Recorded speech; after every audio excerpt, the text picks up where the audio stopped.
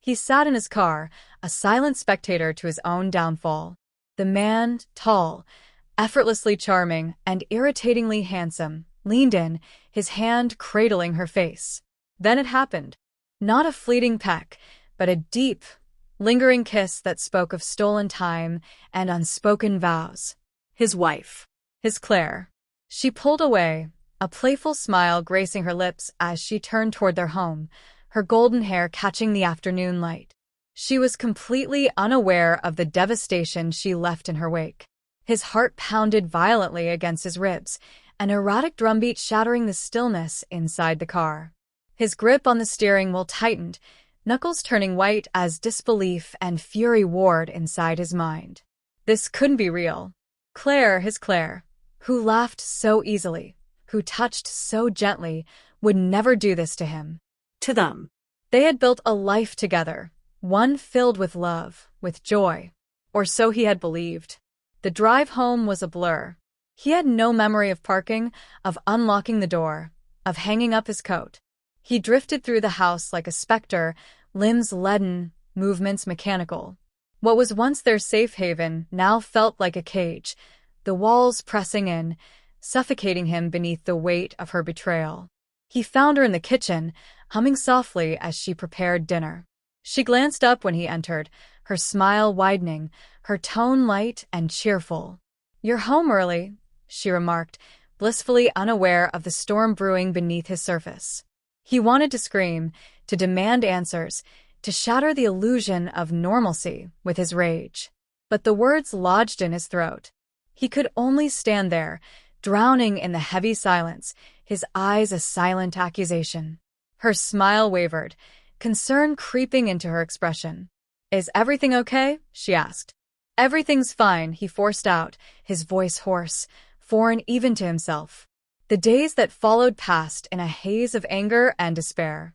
He barely ate, barely slept.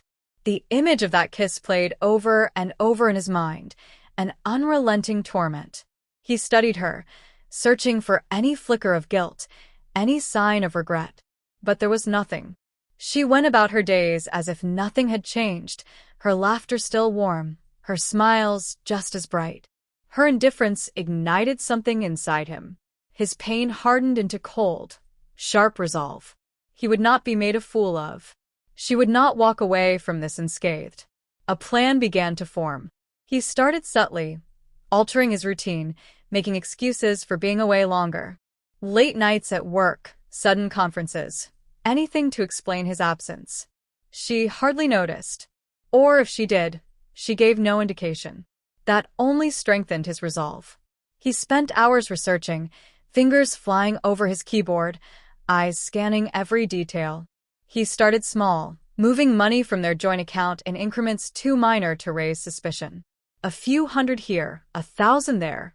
He was meticulous. Careful. A new bank account. A different state. A different name.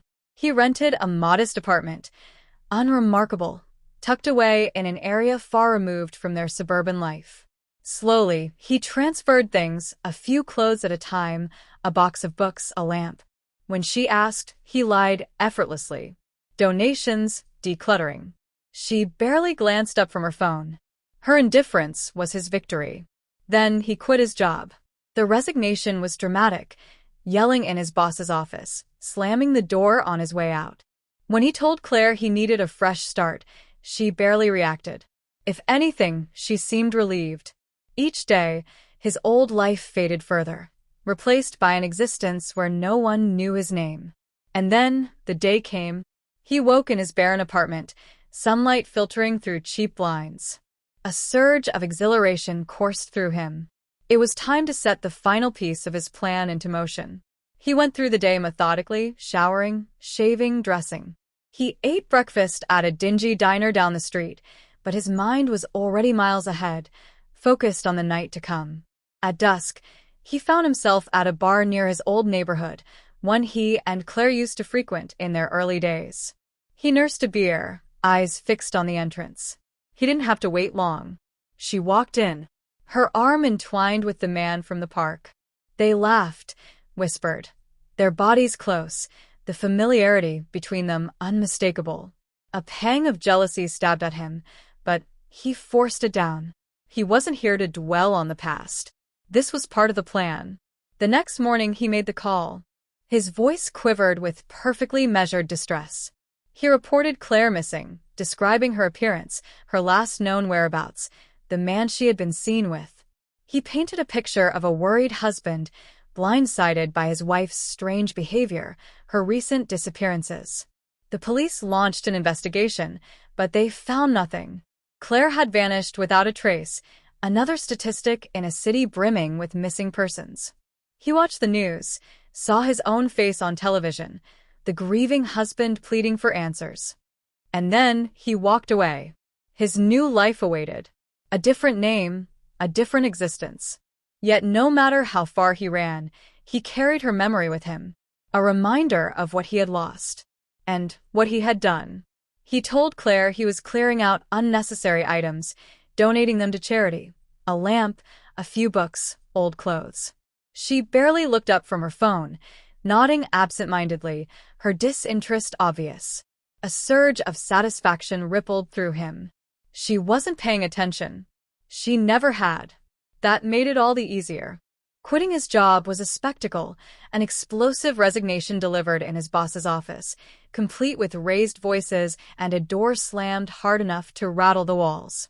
When he told Claire he was burned out, craving a fresh start, she barely reacted. If anything, she looked almost pleased. Like his absence was a relief. With each passing day, his old existence unraveled, piece by piece, until it was little more than a shadow. In its place, a new identity took shape, one free from the life he once shared with her. Then, the day finally came. He woke in his stark, unfamiliar apartment, the morning sun slipping through half-closed blinds. A sharp thrill pulsed through him. Today was the day, the moment his plan would reach its final stage. Everything felt methodical, detached. He showered, shaved, dressed. Had breakfast at a dingy diner down the block, though he barely tasted the food. His mind was already locked onto what lay ahead. He spent the day walking, block after block, distancing himself both physically and mentally from the life he had discarded. As evening fell, he arrived at a familiar bar, one he and Claire had often visited in the early days of their relationship.